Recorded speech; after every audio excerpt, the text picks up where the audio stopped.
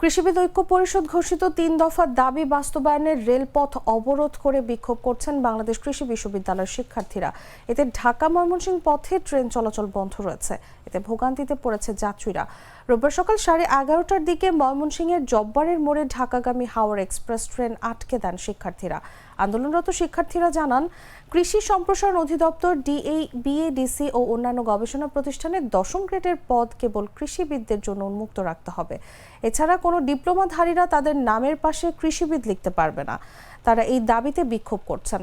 এ বিষয়ে ময়মনসিংহ রেলওয়ে থানার ভারপ্রাপ্ত কর্মকর্তা মোহাম্মদ আক্তার হোসেন জানান, খবর পেয়ে তাৎক্ষণিক ঘটনাস্থলে গিয়েছে পুলিশ। রেলপথ থেকে সরে যেতে শিক্ষার্থীদের বোঝানো হচ্ছে, কিন্তু তারা সরছে না। ঢাকা ময়মনসিংহ রেলপথে ট্রেন চলাচল স্বাভাবিক হতে কতক্ষণ সময় লাগবে তা এখনই নিশ্চিত করে বলা যাচ্ছে না।